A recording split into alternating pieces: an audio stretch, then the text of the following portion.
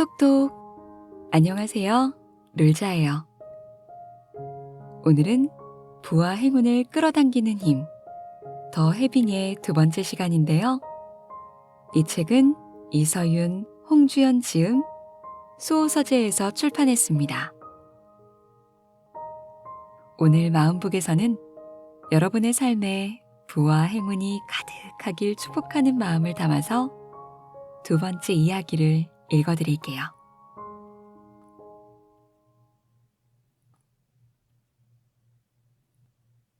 누구나 부자가 될 수 있다. 누구든 해빙을 할 수 있다는 말씀은 해빙을 하면 누구나 부자가 될 수 있다는 걸까요? 진짜로 궁금했던 것은 따로 있었다. 해빙을 하면 나도 부자가 될 수 있을까? 들떠있는 내 목소리를 듣고 서윤도 내가 무얼 궁금해하는지 짐작한 듯했다. 서윤은 따뜻한 눈빛을 보내며 말했다. 지난 30년 동안 10만 명의 데이터를 시계열적으로 분석했어요. 부자에서 가난한 사람까지 모두 살폈죠. 이 중 빈손으로 태어나서 자신의 힘으로 부를 이룬 사람들에게 주목했어요. 분석 결과 그 사람들 중 높은 IQ나 특별한 재능, 뛰어난 창의성을 가진 사람은 소수에 지나지 않았어요. 대학 시절 들었던 사회학 수업이 떠올랐다. 질적 연구에 대한 강의였다. 질적 연구란 수치화하기 힘든 자료를 면담이나 관찰을 통해 분석한 뒤 결론을 도출하는 방식이다. 각각의 사례를 개별적인 맥락에서 파악한 뒤 이를 종합하는 것이다. 질적 연구의 성공 여부는 연구자의 역량에 달려 있다. 소통과 공감 능력이 있어야만 양질의 정보를 얻어낼 수 있고 뛰어난 통찰력이 있을 때만 데이터를 종합해 큰 그림을 그릴 수 있기 때문이다. 이에 비해 양적 연구는 설문조사나 통계 분석을 써서 가설을 검증하는 방법이다. 지난 수십 년 동안 부자들을 연구한 학자들이 사용한 것도 이 방식이다. 하지만 설문과 통계만으로는 그 비밀에 접근하는 데 한계가 있었다. 기존에 실시된 조사가 대부분 실패로 돌아간 것도 이 이유에서였다. 부의 비밀을 밝히기 위해 서윤이 사용한 방법은 질적 연구 방식이었다. 이제야 알 것 같았다. 아무도 성공하지 못한 그 연구를 서윤이 완수하게 된 비밀을. 조사 기량뿐 아니라 공감 능력과 통찰력까지. 연구에 필요한 모든 역량이 그녀에게 있었기 때문이었다. 서윤이 차분하게 설명을 이어갔다. 결론적으로 말씀드리자면 대부분의 사람들은 300만 달러에서 700만 달러의 재산을 가질 수 있는 운이 있어요. 물론 모든 사람이 빌 게이츠 같은 슈퍼 리치가 될 수 있다고 생각하지는 않아요. 하지만 누구나 사랑받을 자격이 있는 것처럼 누구나 부자가 될 자격을 갖고 태어난 것만은 확실한 사실이죠. 300만에서 700만 달러라니. 우리나라 돈으로 36억에서 86억입니다. 나도 모르게 입이 벌어졌다. 생활비와 교육비, 세금과 이자를 내고도 한참 남을 액수였다. 예외가 없다고 했으니 나도 부자가 될 수 있다는 뜻일까? 그렇게 넉넉해지면 어떤 삶을 살 수 있을까? 일단 내가 살고 싶던 동네에 집을 장만하고 몇 년 전부터 꿈만 꾸던 차도 사야지. 아이가 하고 싶어 하는 것, 남들이 좋다고 하는 교육도 다 시킬 것이고 어디 가서 기죽지 않을 옷과 가방도 사야지. 이번 휴가는 남태평양의 섬으로 떠나볼까? 퍼스트 클래스를 탈 수도 있겠어. 참, 나만 잘 살면 안 되니까 재산을 정기적으로 뚝 떼어서 기부도 해야겠다. 생각할수록 마음이 끝도 없이 부풀어 올랐다. 한편으로는 새로운 에너지가 전신으로 퍼져나가는 것 같았다. 그것은 희망이었다. 어린 시절 나는 특별하게 살고 싶었다. 부모님처럼 평범하게 사는 것은 싫었다. 10대가 되자 하고 싶은 것이 매일 바뀌었다. 어떤 날은 변호사, 또 어떤 날은 의사를 꿈꾸기도 했다. 그러던 어느 날, TV에서 걸프전을 취재하던 CNN 기자를 보고 꿈을 정하게 되었다. 바로 이거야. 나도 기자가 되고 싶어. 내 심장이 뛰기 시작했다. 대학을 졸업한 뒤 나는 신문사에 취직하는 데 성공했다. 어찌 보면 20대 중반의 나이에 꿈을 이룬 것이다. 신문 일면에 실린 합격자 공고를 보는 순간 심장이 터질 듯 했다. 하지만 그걸로 끝이었다. 그 이후로 나는 희망에 설레어 본 적이 없었다. 기자가 되어 사회 구석구석을 살펴볼수록 절망만 커져갔다.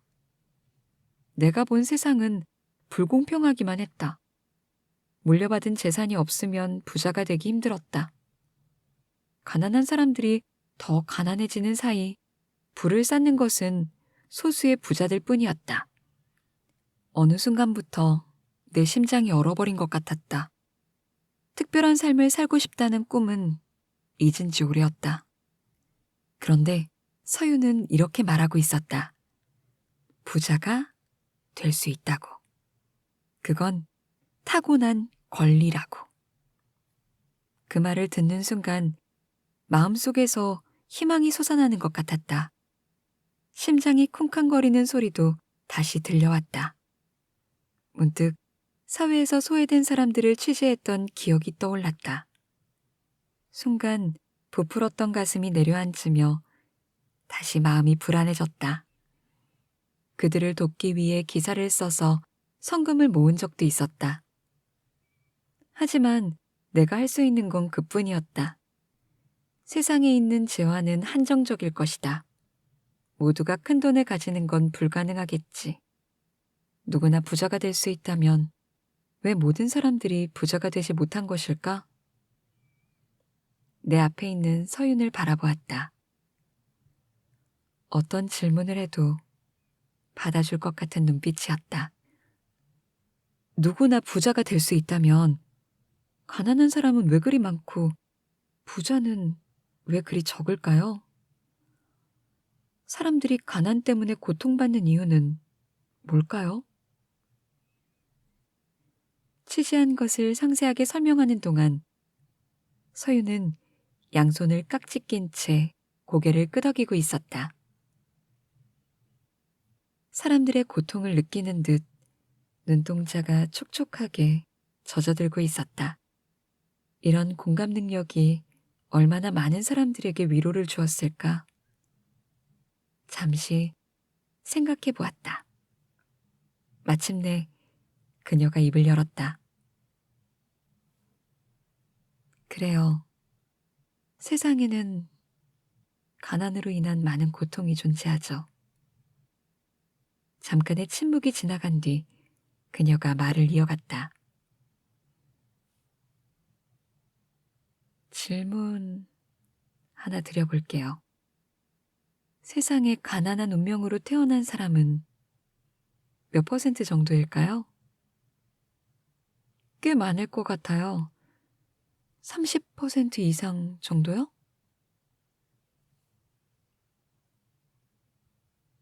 바로 대답을 주지 않은 채 서윤이 테이블 위에 놓인 물잔을 집어들었다. 이 물잔을 부의 그릇에 비유해보죠. 예를 들어 빌 게이츠는 남들보다 큰 그릇을 갖고 있겠죠? 홍 기자님의 그릇은 그보다 작을 것이 분명해요. 그럼 지금 말씀하신 사람들의 그릇은 어느 정도일까요? 직관적으로 이해가 갔다. 누구에게나 타고난 그릇이 있다는 뜻이었다. 그 그릇을 얼마만큼 채울지는 사람마다 다르겠지. 누구나 300만에서 700만 달러를 가질 수 있다고 하셨으니까요. 조심스럽게 짚어보았다. 가난한 사람들도 그 정도 크기의 그릇을 갖고 있지 않을까요? 맞아요. 잘 이해하셨어요. 돈이 없는 사람들이라고 작은 그릇을 갖고 태어난 것은 아니에요. 물론 빌 게이츠처럼 엄청나게 큰 그릇을 갖고 태어난 사람도 있겠죠. 하지만 대부분의 사람은 300만에서 700만 달러의 재산을 담을 수 있는 그릇을 갖고 있답니다. 안타깝게도 가난한 사람들은 자신의 그릇을 채우지 못하고 있어요. 이 물컵을 보세요. 아무리 컵이 커도 물이 바닥에 찰랑찰랑하게 담겨 있다면 누구든 부족함을 느끼겠죠. 통계적으로 살펴봤을 때 자신의 그릇을 4분의 3만 채워도 누구나 풍요와 만족을 느끼며 살아갈 수 있어요. 물을 더 채우고자 한다면 어떻게 해야 할까요? 꽃이 피어나듯 서윤이 싱그럽게 웃었다. 다양한 방법이 있겠지만 가장 빠르고 효율적인 수단은 해빙이죠. 해빙은 불을 끌어당기는 힘이에요. 같은 노력을 하더라도 더 많은 물을 쉽게 채울 수 있도록 도와주죠. 이 모든 것들은 자신이 갖고 있는 감정만으로 충분히 조절할 수 있어요. 서윤의 말을 요약하면 누구나 사랑받을 자격이 있는 것처럼 누구나 부자가 될 자격을 갖고 태어났죠. 해빙은 불을 끌어당기는 힘이에요.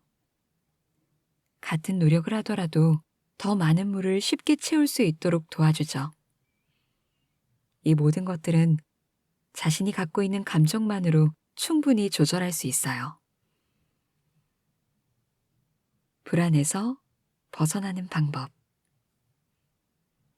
들으면 들을수록 빨리 해빙을 해보고 싶었다. 엉덩이가 들썩이고 온몸이 근질거릴 정도였다. 그런데 궁금한 것이 하나 남아 있었다. 해빙의 효과를 볼 때까지 얼마만큼 기다려야 할까? 만약 몇 년씩이나 걸리면 어쩌지?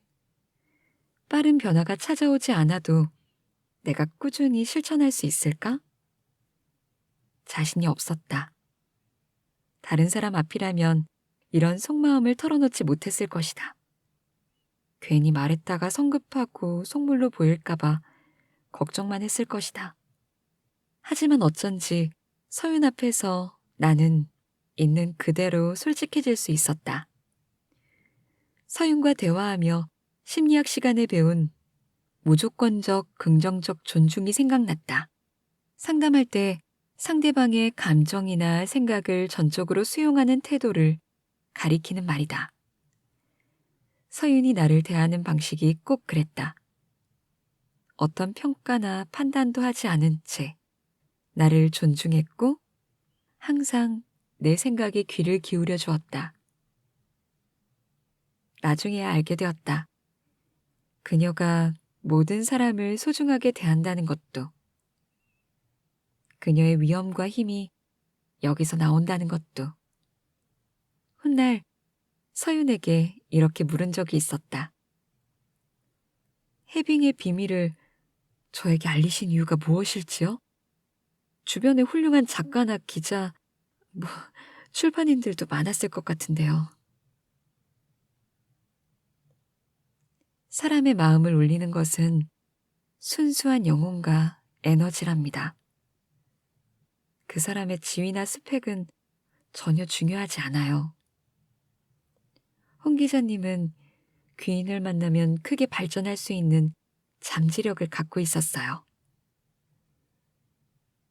귀인을 믿고 진심으로 따를 수 있는 순수함이지요. 원래 대화로 돌아가면 내 질문을 듣고 서윤이 자상하게 설명해 주었다. 그럼요. 몇 년씩 기다릴 필요 없어요. 많은 사람들을 부의 길로 이끌어준 경험치를 봤을 때 그건 그렇게 오래 걸리지 않았어요. 빠르면 2주? 늦어도 3개월이면 해빙의 효과는 나타나기 시작하죠. 그렇게나 빨리요? 좋기도 하고 놀랍기도 해 목소리가 높아졌다. 그렇게 빨리 효과를 볼 수 있다니. 생물학적으로 봤을 때 성인의 뇌가 기존의 시냅스 연결을 끊고 새로운 패턴을 만드는데 14일에서 21일이 필요하다고 해요. 이 기간 동안 해빙은 기존 감정과의 연결고리를 끊고 새로운 감정의 신경망을 형성해주죠. 그 작업이 마무리되면 우리 주위로 즐거운 변화들이 찾아오기 시작할 거예요. 인터뷰를 하고 돌아와서 뉴런과 시냅스에 대해 더 찾아보았다. 감각기관에서 받아들인 자극은 뉴런을 통해 뇌로 전달된다. 이때 뉴런과 뉴런 사이의 연결을 담당하는 것이 시냅스이다. 길에 비유하면 뉴런이 도로, 시냅스가 교차로인 셈이다. 예를 들어 어떤 사람이 돈을 쓸 때마다 불안을 느낀다고 가정해보자. 돈이란 정보가 뇌에 감지되면 크리스마스 전구에 불이 하나씩 켜지듯 뉴런이 시냅스를 거쳐 그 정보를 불안에 전달하게 된다. 뉴런은 함께 활성화되고 함께 연결되어 있다는 말도 있듯이 그간 학자들은 성장기가 지나면 신경세포와 시냅스 사이에 놓인 연결이 고착된다고 믿어왔다. 그런데 최근 들어 새롭게 밝혀진 사실이 있다.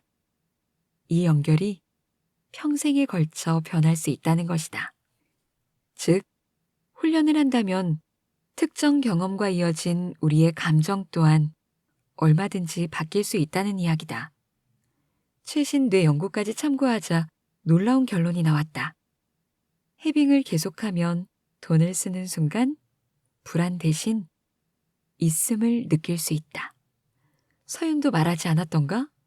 뇌의 패턴을 바꾸고 불안에서 벗어나는 방법이 바로 해빙이라고. 그럼 지긋지긋한 돈 걱정에서도 벗어날 수 있겠지. 생각보다 빨리 부자가 될지도 몰라. 생각할수록 빨리 해빙을 하고 싶어졌다. 나도 모르게 내 얼굴에 설렘이 가득했는지 서윤이 부드러운 목소리로 질문을 던졌다. 마시멜로 이야기란 책 아시죠? 네, 알고 있어요. 오늘 주어진 마시멜로를 안 먹어야 나중에 더 많은 걸 얻는다는 내용이죠? 그 이야기에 대해 어떻게 생각하세요? 저는 읽고 조금 갸우뚱했어요. 모든 좋은 일 앞에는 반드시 인내심이 필요하다는 이야기 같아서요. 비밀 하나를 알려드릴게요. 지금 하고 싶은 걸 참을 필요가 없어요. 마시멜로는 하루에 하나가 아니니까요. 서윤의 목소리에는 사람을 끌어당기는 힘이 있었다. 우리는 마시멜로 개수를 늘릴 힘을 갖고 있어요. 오늘 주어진 한계를 감사하고 기쁘게 즐긴다면 내일은 그 개수를 2배로 늘릴 수 있죠. 그럼 성공하기 위해 꼭 인내할 필요가 없다는 말씀이신지요? 네, 맞아요. 그리 오래 걸리지 않을 거예요. 서윤의 말을 요약하면 빠르면 2주, 늦어도 3개월이면 해빙의 효과가 나타나기 시작하죠. 지금 하고 싶은 걸 참을 필요가 없어요. 마시멜로는 하루에 하나가 아니니까요. 낭비와 과시. 화장품 회사에서 마케팅 과장으로 일하는 친구가 있어요.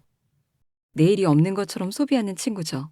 카드값 때문에 못 살겠다고 아우성치면서도 중독된 듯 계속 돈을 쓰더라고요. 가방과 옷, 구두를 끊임없이 사들이거나 월급보다 비싼 핸드백을 지르기도 하고요. 심지어 얼마 전에는 빚까지 내서 고급차를 샀대요. 그 친구처럼 펑펑 돈을 써도 부자가 될 수 있나요? 진짜로 묻고 싶었던 건 따로 있었다.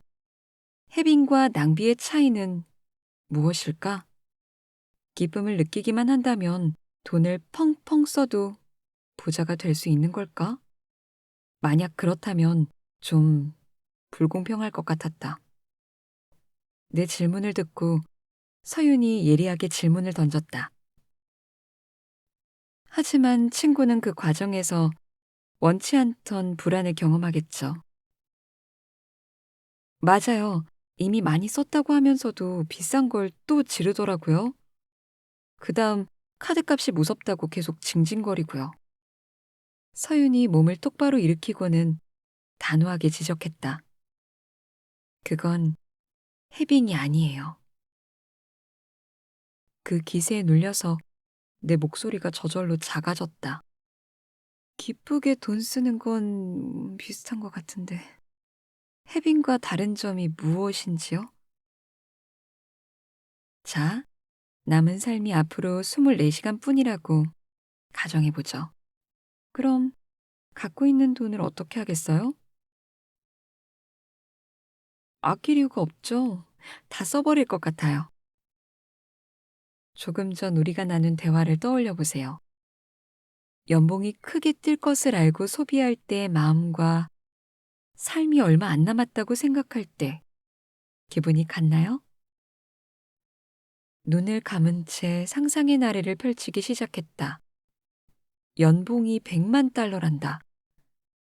내가 하고 싶은 것, 사고 싶은 모든 것에 돈을 쓴다 해도 모자라지 않을 충분한 돈이었다. 밥을 안 먹어도 배부른 기분이었다. 필요한 물건 앞에 주저없이 카드를 내미는 내 모습이 그려지자 하늘을 나는 듯 마음이 들떠올랐다. 반대로 내일이 없다고 가정해 보았다. 돈을 쓰는 것이 전혀 행복하지 않았다. 고급 레스토랑에서 맛있는 요리를 먹어도 무슨 재미가 있겠는가? 불안해서 아무 맛도 느껴지지 않을 텐데. 돈을 펑펑 쓴다면 그건 불안과 두려움을 잊기 위해서겠지. 아니면 인생을 포기하고 싶어서일지도 모르겠다. 머릿속에 떠오른 것을 말하자 서윤이 고개를 끄덕였다. 그게 바로 해빙과 낭비의 차이예요. 작은 낭비를 한 기억들이 떠올랐다. 동창 모임에 갔을 때 친구가 입은 청바지에 반한 적이 있었다. 세련되고 멋지고 나에게 꼭 필요한 물건 같았다. 당장 백화점으로 달려가서 똑같은 것을 샀다. 그것도 20만 원이나 주고. 사실 투자은행에 다니는 그 친구의 남편은 고액 연봉자라고 소문난 사람이었다. 덕분에 친구도 여유롭게 사는 듯 보였다. 매번 새로운 명품백을 들고 나왔고 방학만 되면 아이들과 함께 해외로 나가곤 했으니까. 똑같은 옷을 사면 나도 그렇게 될 거라고 생각했던 걸까? 아니면 그저 돈 걱정 없이 살고 싶었던 걸까? 하지만 내 스타일에 맞지 않았던 청바지는 결국 후회 덩어리가 되고 말았다. 옷장에 처박아 둔 채 한 번도 꺼내 입지 않았다. 한 번은 멀쩡한 소파 테이블을 갈아치우기도 했다. 내 기준으로 잘 사는 친구들이 집으로 놀러 온다고 해서다. 친구들이 온다고 하니 우리 집 낡은 테이블이 너무도 초라하게 보였다. 결국 친구들이 잠시 머물다 간 소파 테이블을 위해 아무도 신경 쓰지 않은 그 테이블을 위해 나는 몇 달 동안 카드값에 허덕이며 허리띠를 졸라매야 했다. 내 고백을 들으며 서윤이 조용히 고개를 끄덕였다. 나만 그런 것이 아니라는 듯 같았다. 그리고 나직하게 덧붙였다. 자신을 기쁘게 하기 위해 산 것들이 아니었네요. 정신이 번쩍 들었다. 내가 낭비했던 이유가 거기에 있었다. 다른 사람이 무엇을 사는지, 남들이 나를 어떻게 볼지, 그런 것에만 신경 썼기 때문이다. 맞는 말씀이시네요. 돌이켜보니 질투나 불안, 타인의 시선에 휘둘렸던 것 같아요. 돈을 쓰고 난 다음에는 기분이 좋아지기는커녕 더 우울해졌죠. 잠시 우리 몸에 비유해 볼까요? 의사들이나 자연주의 치료사들이 그런 말을 하죠. 사람에게는 자가 치유의 능력이 있다고요. 몸에서 필요한 영양분도 적당량만큼만 원하게 되어 있다고 하고요. 아, 피곤할 때 소금이 당기는 것도 술 마시고 난 뒤 영양을 보충하기 위해 계란을 찾는 것도 비슷한 원리겠네요? 바로 그거예요. 몸의 요구에 집중하면 자신에게 필요한 음식의 종류뿐 아니라 위장의 크기도 알게 되죠. 과식도 피할 수 있고요. 결국 더 건강해지겠죠. 소비도 마찬가지예요. 자신이 진정으로 원하는 것을 따라가다 보면 낭비나 과시적 소비와는 자연스럽게 멀어지게 되죠. 파도를 타듯 자연스럽게 부의 흐름을 타게 되는 거예요. 노를 저을 것도 없이 그저 보트를 탄 채 그 물결 위에 떠 있기만 하면 돼요. 따뜻한 조언을 마지막으로 인터뷰 첫날이 마무리되었다. 삶이란 내 안에 여러 가지 나를 찾아 통합시켜가는 여정이죠. 홍 기자님은 결국 자기 자신이 되어야 해요. 사람은 자신다워질 때 스스로를 행복하게 만들 수 있는 내면의 힘을 발견하게 되죠. 해빙은 그걸 위한 가장 빠르고 쉬운 방법이랍니다. 창문을 넘어 들어오는 햇살이 길어지고 있었다. 인터뷰를 시작한 지 벌써 몇 시간이 흐른 뒤였다. 서윤의 배웅을 받고 밖으로 나오자 하늘이 온통 다홍빛으로 물들어 있었다. 대화의 여운을 즐기고 싶어서 호숫가로 걸음을 옮겼다. 나는 다시 태어난 기분이었다. 서윤을 다시 만난 지 겨우 몇 시간이 흘렀을 뿐인데 한편으로는 정신적으로 성숙해진 느낌도 들었다. 이런 감정을 느껴본 게 도대체 얼마만인지. 그 순간 어떤 예감이 들었다. 해빙을 배우는 과정은 진정한 나 자신을 찾는 여정이 될 것이다. 이 길을 걸으며 많이 성장할 수 있을 것이다. 그리고 나는 반드시 원하던 부를 이룰 것이다. 서윤의 말을 요약하면 자신이 진정으로 원하는 것을 따라가다 보면 낭비나 과시적 소비와는 자연스럽게 멀어지게 되죠. 파도를 타듯 자연스럽게 부의 흐름을 타게 되는 거예요. 노를 저을 것도 없이 그저 보트를 탄 채 그 물결 위에 떠 있기만 하면 돼요. 삶이란 내 안에 여러 가지 나를 찾아 통합시켜가는 여정이죠. 우리는 결국 자기 자신이 되어야 해요. 사람은 자신다워질 때 스스로를 행복하게 만들 수 있는 내면의 힘을 발견하게 되죠. 오늘은 여기까지 읽어볼게요. 어떠셨어요? 어떤 이야기가 마음에 남으세요? 우리 잠시 눈을 지그시 감고 편안하게 호흡하며 떠올려 볼게요.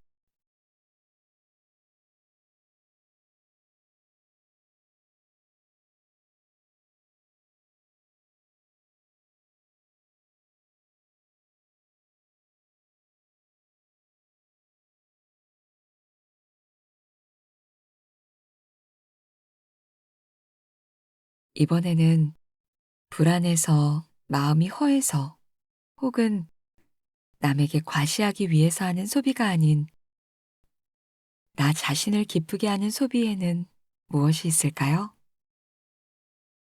날 위해 소비하고 싶은 것들을 떠올려 보세요.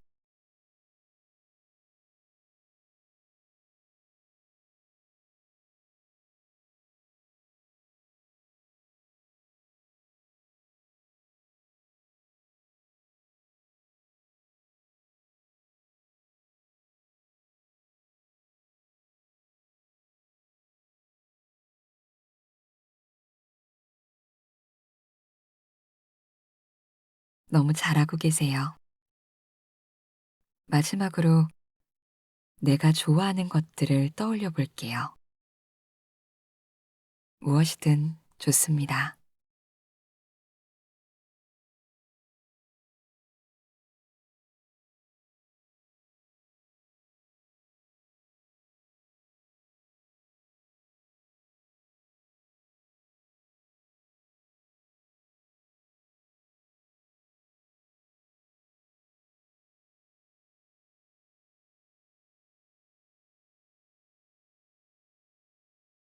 그저 좋아하는 것만 생각했을 뿐인데도 여러분 얼굴이 좀 더 밝아진 것 같아요. 이제 천천히 눈을 뜨겠습니다. 수고 많으셨습니다. 삶이란 내 안에 여러 가지 나를 찾아 통합시켜가는 여정이죠. 당신은 결국 자기 자신이 되어야 해요. 사람은 자신다워질 때 스스로를 행복하게 만들 수 있는 내면의 힘을 발견하게 되죠. 해빙은 그걸 위한 가장 빠르고 쉬운 방법이랍니다. 당신이 스스로 행복해지길, 당신이 당신다워지길, 당신의 시선을 밖에서 안으로 돌려 당신에게 있는 것을 바라볼 수 있길. 룰자가 사랑을 담아서 응원할게요. 얼마스테?